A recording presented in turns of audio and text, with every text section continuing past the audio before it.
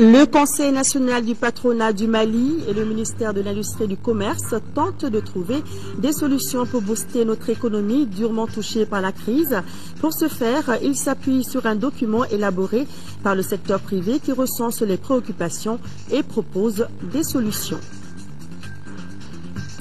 En première région, la commune urbaine de Koniakari s'implique pour rendre la vie de ces populations plus agréable. Pour 78 millions de francs CFA financés par le Conseil et ses partenaires, un marché municipal, un jardin d'enfants et une médiathèque viennent d'être mis à leur disposition. Premier entraînement des Aigles du Mali à Kabala pour cette première phase du stage de qualification. 7 joueurs manquent à l'appel, mais le sélectionneur espère les avoir tous dans les heures à venir. Madame, Monsieur, bonsoir. Bienvenue dans cette édition en ce samedi 5 janvier. Vous le savez, le Premier ministre Django Sissoko est en déplacement. Il est arrivé cet après-midi à Nouakchott, en République islamique de Mauritanie. À sa descente d'avion, Django Sissoko a été accueilli par son homologue mauritanien, Moulay Mohamed Lagdaf, l'ambassadeur du Mali, et plusieurs autres personnalités. Au cours de ce bref séjour, le Premier ministre rencontrera ce soir même une délégation de nos compatriotes vivant en Mauritanie. Demain, le Premier ministre Django Sissoko sera reçu en audience par le président de la République islamique de Mauritanie, Mohamed Ould Abdelaziz. Bien entendu, nous en reparlerons dès demain avec nos envoyés spéciaux Aruna Diarra et Mahamadou Doumbia.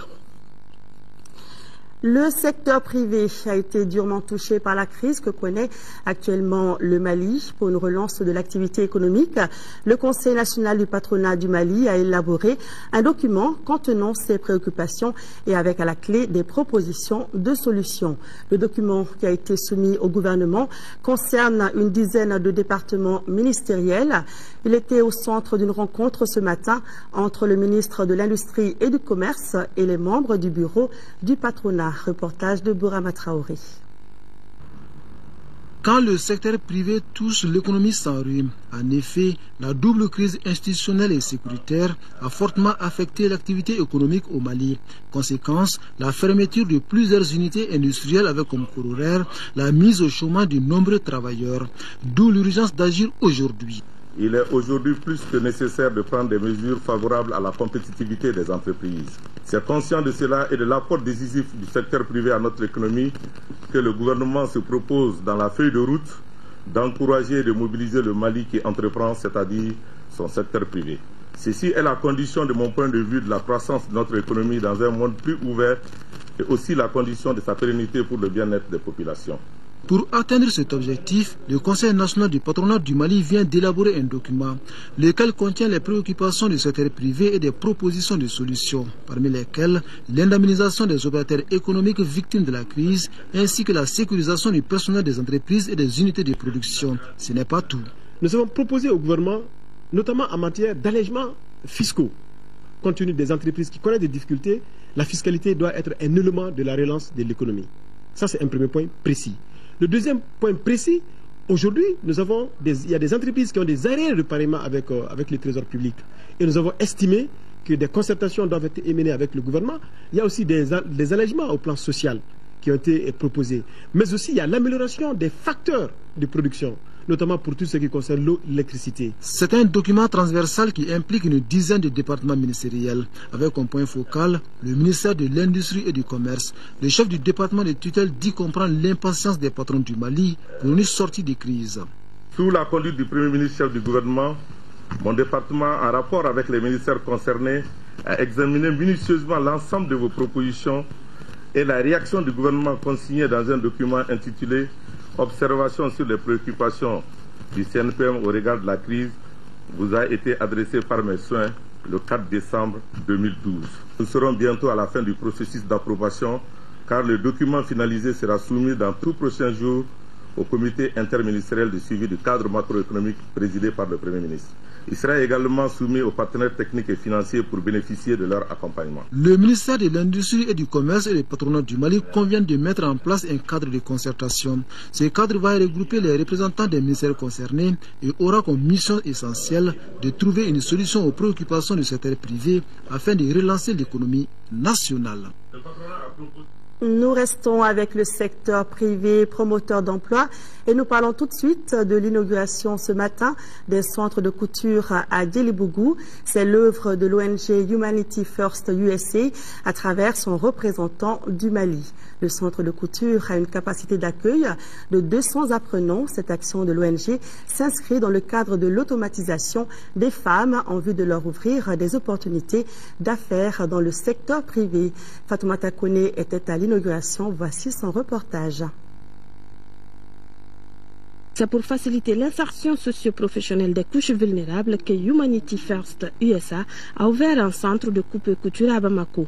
Composé de 8 salles d'apprentissage, le centre accueille environ 200 apprenants, dont 40 filles déplacées des régions du Nord.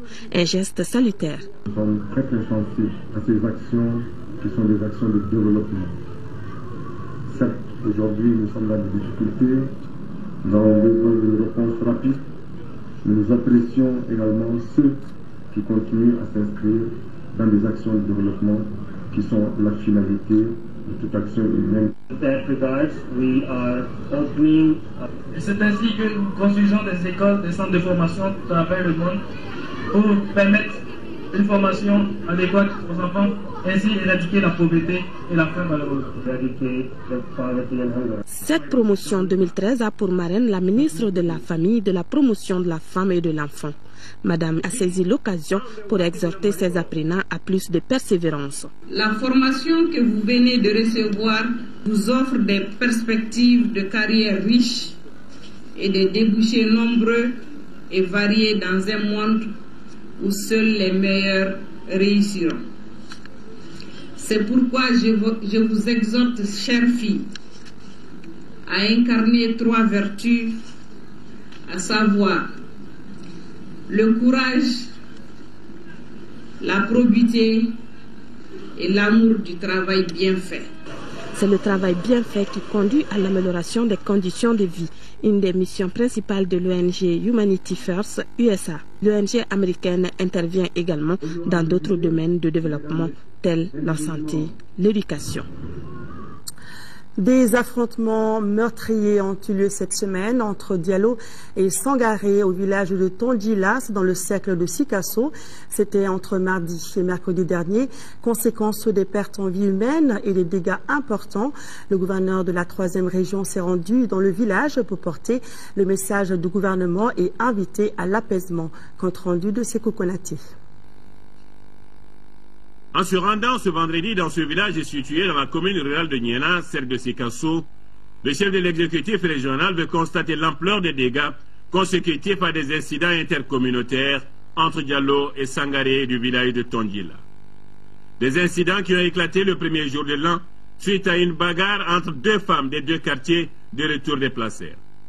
Ils atteindront le sommet le lendemain mercredi où les Diallo attaquent le quartier de Sangaré.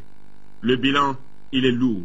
1 mort, 9 blessés graves, des maisons, greniers incendiés, des arbres fruitiers calcinés, des vivres partis en fumée, laissant derrière eux des larmes de désolation et un quartier enfumé.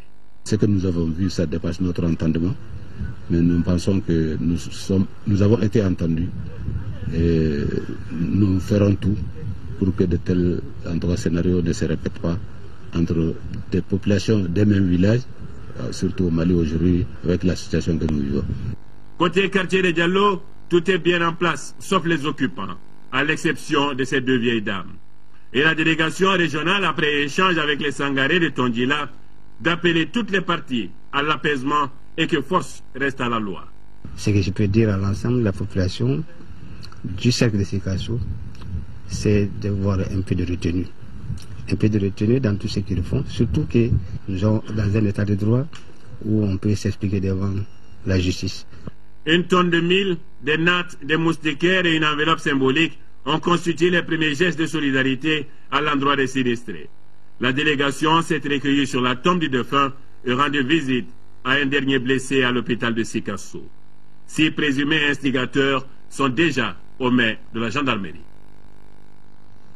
En première région, je vous l'annonçais dans les titres, inauguration d'un marché municipal, d'un jardin d'enfants et d'une médiathèque jeudi dernier dans la commune urbaine de Koniakari. Coût de réalisation, plus de 78 millions de francs CFA, financé par le conseil communal de Koniakari et ses partenaires. Kansoto Kanoté nous présente les infrastructures dans son reportage. Située à 70 km de Kayr, la commune urbaine de Koniakari vient de mettre en valeur les acquis du premier prix national édition 2010 du concours organisé par le ministère de l'administration territoriale et des collectivités locales. Ce prix d'un montant de 35 millions de francs CFA a permis à la commune de cofinancer les réalisations d'un jardin pour la petite enfance, de 2 blocs de boutiques et hangars pour l'extension du marché et la clôture du terrain de football dont les travaux sont en cours et qui seront terminés prochainement. La démocratie et la décentralisation ont trouvé à Koniakari un terrain déjà balisé pour toute initiative de développement local. Ainsi, je dirais merci et merci encore aux forces vives des terroirs pour leur engagement remarqué du développement. Le préfet du SEC de Kayr a ensuite procédé à l'inauguration des 3 infrastructures. Le marché municipal composé de blocs de boutiques et hangars a coûté 30 millions de francs CFA et c'est une initiative du conseil communal soutenue par ses partenaires techniques et financiers. Le jardin d'enfants, qui est une initiative du conseil communal en partenariat avec la coordination féminine et l'association Andam Djambougou, section France, a coûté plus de 30 millions de francs CFA. Enfin, la médiathèque qui a été réalisée dans le cadre de la coopération nord-sud entre Koniakari et Villetaneuse, France, a coûté 18 millions de francs CFA. C'est une commune qui est à la tête du développement au niveau des communes du SEC de Kayr, même de la République du Mali, pour avoir été première commune en 2010. Donc je suis très heureux d'inaugurer ces infrastructures et je lance un appel à la population de Koniakari afin qu'elle reste mobilisée derrière le maire et le conseil communal pour d'autres réalisations encore au bénéfice des populations. À noter que ces 3 projets ont coûté plus de 78 millions de francs CFA financés par le conseil communal et ses partenaires. Un exemple à suivre. Nous restons à Kayr où s'est tenue la 25e édition de la semaine de l'amitié et de la fraternité Safra. C'était à Boké. La semaine a été marquée par un symposium qui avait pour thème la sécurité, la paix, le développement et la crise au nord. Les pays participants à la Safra ont vivement souhaité le retour de la paix dans notre pays. Jafar Aïdara. Aujourd'hui, l'intégration sous-régionale et africaine doit être renforcée en vue de réaliser l'unité concrète de l'Afrique et son développement harmonieux et durable. Le fait d'appartenir à plusieurs entités culturelles est un atout d'ouverture à maintenir en vue de renforcer la cohésion. C'est ainsi que le comité des scientifiques de la Safra, les réseaux des gouverneurs et des maires de l'espace Safra ont condamné avec la dernière rigueur l'occupation du nord de notre pays par des bandits armés. Cette condamnation de l'occupation du nord de notre pays par l'espace Safra démontre que l'organisation se soucie des problèmes des différents pays de la Safra. Je pense que vraiment nous avons été éblouis par les préoccupations de l'ensemble des délégations par rapport à la crise au Nord Mali. Vraiment, des réflexions pertinentes ont été menées et mieux le ministre de la Jeunesse de la République de Guinée envisage même de mettre en place un réseau des ministres pour qu'ensemble vraiment cet espace soit un espace de résolution des différents conflits qui sont en train de secouer nos différents pays. L'association des femmes de la Safra s'associe aux douleurs de leurs sœurs du nord du Mali qui sont aujourd'hui la proie des bandits armés.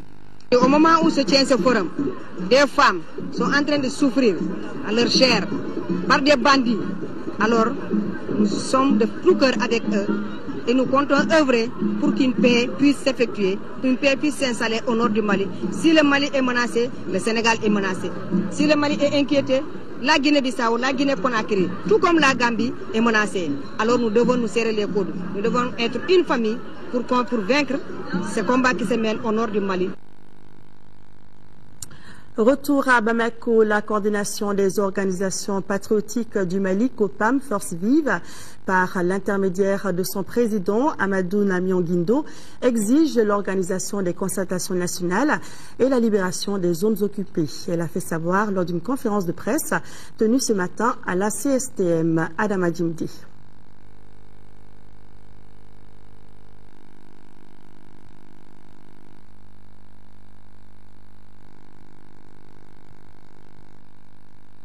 À travers cette conférence, Amadou Namion Guindo et ses collègues ont exigé la tenue des concertations nationales souveraines et l'organisation des élections.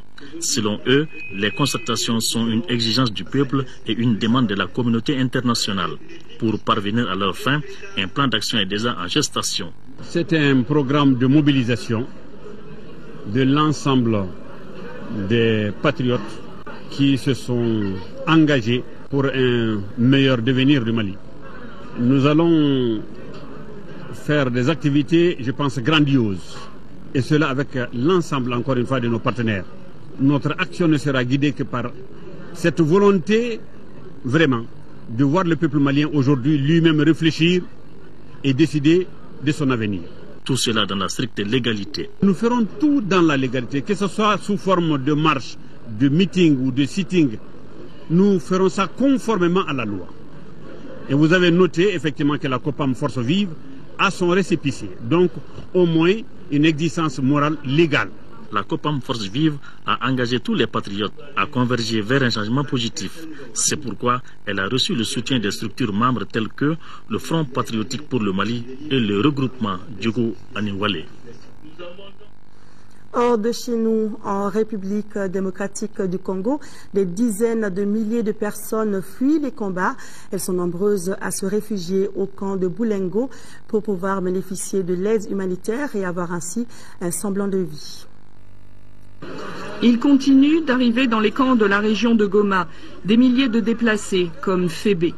À 60 ans, elle a marché 2 semaines avec ses filles et son petit-fils pour échapper aux combats qui secouent l'est du pays. Dans un premier temps, ils avaient trouvé refuge à Goma, dans une famille d'accueil. Nous étions là-bas avec des voisins, mais il n'y avait rien à manger. Et pour avoir de l'eau, il fallait l'acheter. Alors, avec ma famille, on est venu au camp de Boulengo. Fébé a quitté sa maison avec le minimum de choses à transporter. Or, c'est la saison des pluies, pas moyen de cuisiner ni de s'abriter. Il a plu aujourd'hui et il pleuvra toute la nuit. Les gens ont besoin de pouvoir s'abriter, surtout les enfants qui sont particulièrement sujets aux infections. Fin décembre, une distribution massive d'aide humanitaire a pu être organisée grâce à l'arrêt des combats durant les fêtes. Oxfam est l'une des agences qui participent à cette grande distribution d'aide non alimentaire organisée principalement par l'UNICEF. Nous donnons à chaque foyer un ensemble basique avec des couvertures, des tentes, des ustensiles de cuisine, des choses basiques dont ils ont besoin pour avoir un foyer qui soit autonome.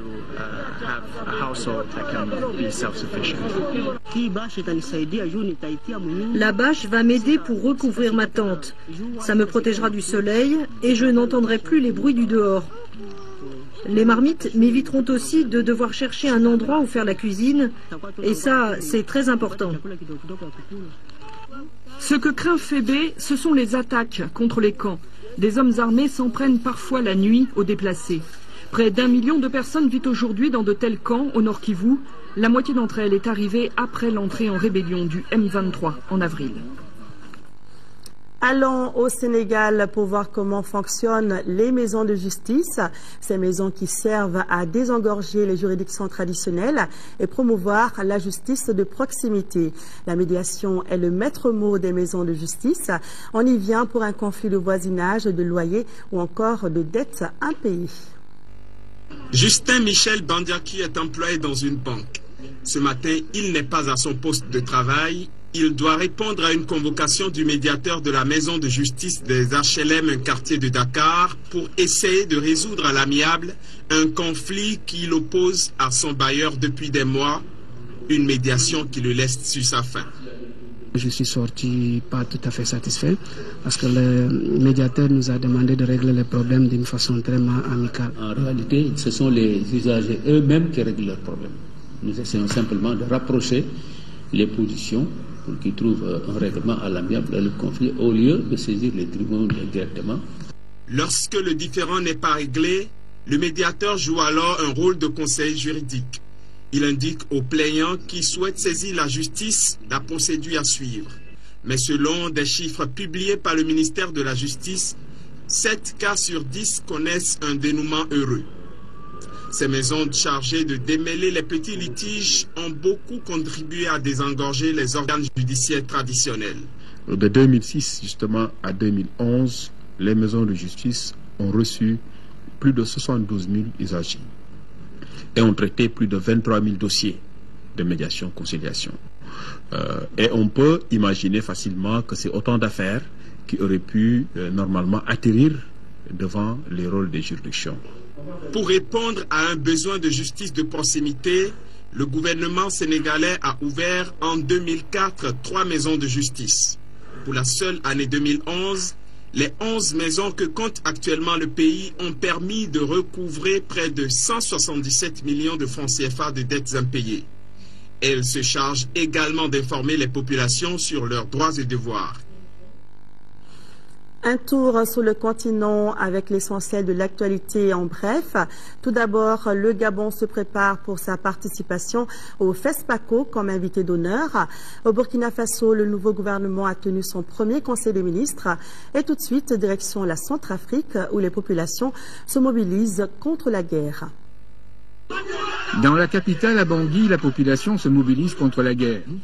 Le Premier ministre confirme que le gouvernement centrafricain ira négocier avec les rebelles mardi prochain à Libreville. Pendant ce temps, les rebelles de la coalition du Sélékat ont pris 2 nouvelles villes près de Bambari, à Lindao et Kouango, dans le centre du pays, dans la nuit de vendredi à samedi. Le premier conseil des ministres du nouveau gouvernement burkinabé de Luc Adolphe Tiao III s'est réuni vendredi. Un gouvernement de combat pour 2015 pour rassembler le maximum de forces politiques autour du président Compaoré, un cabinet composé de 32 membres issus de la mouvance présidentielle et des refondateurs de l'opposition. Selon les observateurs, le pouvoir cherche à ratisser large pour la campagne de 2015 autour de la candidature ou non du président et de la modification de l'article 37. Coup d'envoi à Libreville de la campagne de promotion de la 23e édition du FESPACO, le festival panafricain de cinéma et de la télévision de Ouagadougou qui se tiendra du 23 février au 2 mars 2013 au Burkina Faso. Plus de 100 films seront en compétition, fiction, séries télévisées et des productions des écoles africaines de cinéma. Le Gabon sera l'invité d'honneur de la 23e édition avec 5 films en compétition. Hors du continent, au Brésil, de fortes pluies et inondations ont fait 2 morts, 2 disparus et touché 200 000 personnes dans 8 municipalités de l'État de Rio. Un cabinet de crise a été mis en place par les autorités pour éviter la tragédie de 2010 qui avait fait de nombreuses victimes. En 24 heures à Xerém, une ville située au nord de Rio, il est tombé en pluie plus de la moitié de ce qui tombe en un mois. 4 rivières ont quitté leur lit. L'État de Rio fait face à des inondations dévastatrices, entraînant des milliers de personnes dans les rues. Xerém est la commune la plus touchée et de nombreux habitants ont vu leur maison détruite par les inondations ou suite à un glissement de terrain. Ma maison a disparu, je n'ai plus rien. La chose importante est de sauver des vies, les choses matérielles peuvent attendre. Le bilan provisoire fait état de 2 morts, 2 personnes dont un enfant de 9 ans sont portées disparues. Une situation désarmante pour les autorités, car ces 15 derniers jours, Rio vivait sous une canicule historique. Les 40 degrés ont laissé place à des pluies ininterrompues. Au total, on parle de 200 000 personnes touchées par ces inondations. Pour faire face à l'urgence, des abris municipaux sont ouverts aux sans-abri. Plus de 2000 victimes y ont trouvé refuge, mais le bilan pourrait s'alourdir. De fortes pluies sont attendues ces prochains jours et la défense civile a mis en place une cellule de crise. Elle veut éviter la même tragédie qu'en janvier 2010. 10 jours de pluie torrentielle dans cette région avaient provoqué la mort de 900 personnes et laissé 400 000 sans-abri. Retour à l'actualité nationale avec des arrestations de bandits. En effet, le 3e arrondissement de police de Bamako vient de mettre hors d'état de nuire une bande de malfrats. Ces derniers opéraient dans la zone du Carré des Martyrs et avaient pour cible les commerçants et les usagers des engins à 2 roues. Des enquêtes menées ont permis aux policiers de mettre la main sur la bande. Tchemoko Konaté est allé voir. Si la rue des Martyrs et ses alentours de Nyarela, en commune 2 du district de Bamako, sont beaucoup fréquentés par bon nombre de citoyens, ils sont cependant témoins de nombreux braquages. Les récentes plaintes déposées au commissariat de police du 3e arrondissement sont assez illustratives. Pour la suite, 11 malfrats composés d'acteurs et de complices viennent d'être mis hors d'état de nuire par les hommes du commissaire divisionnaire Moussoudou Arbi. La bande en question est dirigée par un nommé Serba Traoré, alias Balatet. Sa dernière agression en date a été portée sur 3 commerçants en provenance de Djoïla le 23 décembre dernier. Nous avons procédé à des investigations et ça nous a permis d'arrêter 4 individus, dont un des membres actifs de la bande, du nom de Moussa Koulibaly. On s'est rendu compte que toutes ces opérations étaient menées par la bande de Balatet. Or, Balatet, c'est quelqu'un qui est quand même dangereux. Ces individus âgés de 16 à 34 ans sont approvisionnés en armes à feu par un Burkinabé du nom de Abdoulaye Maïga, qui au moment de son arrestation était en possession de 4 pistolets, dont 3 de fabrication artisanale. Avec l'intensification des patrouilles mixtes de grande envergure, et ces gens-là aussi ont changé de mode opératoire. Dès lors, nous aussi, nous avons pris de nouvelles dispositions pour changer notre fusil d'épaule pour pouvoir mettre la main sur eux. Ces bandits de grands chemins ont été mis ce vendredi à la disposition du tribunal de la commune 2, où ils méditent à présent sur leur sort. Sport, football, Cannes 2013. Les Aigles du Mali ont débuté cet après-midi la première phase de leur stage de préparation. Il s'agit bien de préparation pour la Cannes 2013. 7 joueurs manquent à l'appel, mais le sélectionneur espère avoir sous la main tous les joueurs présélectionnés dans les heures à venir. Khalifa Nama Traoré est allé leur rendre visite. C'est un groupe de 20 joueurs qui a pris part au premier regroupement de l'équipe nationale. La bonne ambiance était au rendez-vous lors des quelques ateliers dirigés par les différents membres du staff technique. Pour son premier contact avec les habitués de la sélection, Moula Ouagé ne s'est pas senti dépaysé, alors que Sigamari Diarra, qui a pris part à bien d'éliminatoires depuis septembre 2006, est impatient de jouer sa première phase finale de Coupe d'Afrique des Nations de football. C'est un grand plaisir de représenter mon pays d'origine. Maintenant, voilà, j'ai tout à prouver et de leur montrer de quoi je suis capable, et j'espère que cette compétition me servira de beaucoup d'expérience. Vous prenez part à un premier regroupement, et comment vous avez trouvé le groupe? Très, très accueillant, les gens sont très gentils et tout le monde se parle. Et d'un côté, je connaissais un peu quelques joueurs parce que voilà, j'ai évolué quand même en Ligue 1. Qu'est-ce que les anciens vous ont dit? On a beaucoup parlé. C'est toujours un plaisir de revenir, de porter les couleurs et d'essayer de faire mieux que la saison dernière. C'est vrai que l'année dernière, on a mis quand même la barre haute, mais je pense qu'aujourd'hui, on a les capacités et les qualités individuelles et collectives pour aller jusqu'au bout. L'ambition reste la même chez tous les joueurs, faire mieux que la dernière CAN au Gabon et en Guinée équatoriale. C'est une CAN très très importante pour nous parce qu'on a fini 3e la dernière, donc on a à cœur de faire beaucoup mieux. Même si on sait qu'une coupe, c'est pas comme les championnats, c'est pas toujours le meilleur qui gagne. Mais bon, on va essayer de faire le maximum, d'être solidaire, d'avoir l'envie comme on a eu au Gabon et Guinée équatoriale. Et après, on va prier pour que la chance aussi soit avec nous. Vous savez, cette CAN, tout le temps, on va à la CAN pour faire mieux que la précédente. Maintenant, notre ambition, c'est de gagner des matchs. On n'a pas d'objectif précis. Maintenant, on va aller en Afrique du Sud pour honorer la meilleure des manières possibles les couleurs de notre pays. C'est comme une famille, on s'entend tous très bien ici.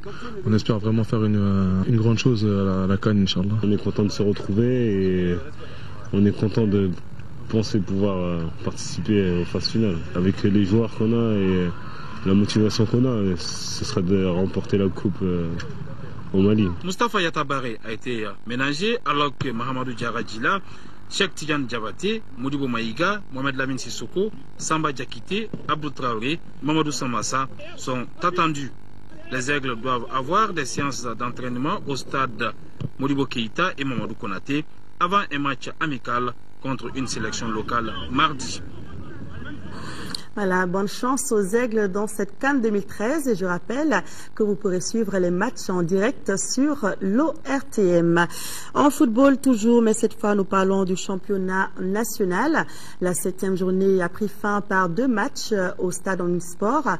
Modibo Keita, la Somme a disposé du CSK 2-0.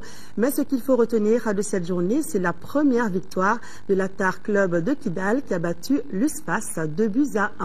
Le point, c'est avec Al Jumatina.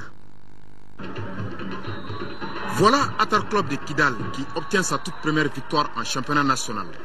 Pour cela, il lui a fallu patienter jusqu'à la 7e journée contre l'USFAS. Ousmane Konaté à la 50e minute de la 10e mi-temps, puis Bakaraba à 12 minutes du terme de la partie, permet à Atar envers de déjouer les pronostics dans ce duel des premiers. Surtout quand on sait que l'USFAS a le vent en poupe après avoir remporté la Coupe d'Afrique militaire. Mais grâce à sa détermination et son bon système de jeu, c'est-à-dire une bonne organisation défensive, que la formation de Kidal est parvenue à battre l'Union sportive des forces armées et de sécurité, qui avait tout de même fait son retard sur le penalty par Ibrahima Diabati. Mais l'équipe de Kidal réussit à créer l'exploit. Cette victoire elle est historique parce que surtout que ça marque notre premier point dans ce championnat. Il fallait prendre cette équipe très au sérieux et ce que nous avons fait. Mais en voyant le match, moi je crois que l'USFAS a vraiment très bien joué et nous avons gagné. Souvent ça arrive dans un match de football. Ils se sont regroupés derrière, ils ont procédé par des comptes. Ben, c'est toute stratégie. Ils ont bien négocié leur match. Je ne fais que leur féliciter. Conséquence de cette victoire, Atar Club n'est plus la lanterne rouge à l'issue de cette 7e journée. C'est plutôt désormais l'USFAS avec 2 points, mais 4 matchs en retard. Déjà dans la première rencontre, l'association sportive olympique de Misra s'est offerte une précieuse victoire 2-0 devant le centre Salif Keita. Pourtant, auteur d'une prestation prometteuse lors de la précédente journée contre le Djoulouba Athletic Club. C'est ce même scénario qui a failli se produire, puisque les boys du CSK en jaune, même réduits à 10, suite au second carton jaune de Baba Maïga à la 66e minute, était intraitable jusqu'à la 84e minute. Sur une des rares actions dangereuses des Bleus de la Somme, Fodé Keita dans l'éventail de récupération ouvre le score. Dans les arrêts de jeu, les pensionnaires de Misra se mettent définitivement à l'abri, grâce à Lassana Diarra sur penalty. La Somme avec 11 points affrontera l'USFAS lors de la 8e journée et le CSK 6 points croisera Atar Club de Kidal. Cette page sport met fin à cette édition. Merci de l'avoir suivi. Demain à 13h, vous serez avec Mohamed Touré. J'aurai le plaisir de vous retrouver à 20h. Bonne suite de programme sur l'ORTM, tout en restant de cœur et d'action avec nos compatriotes des régions du Nord vivant sous occupation. Merci de ne pas les oublier. Bonsoir.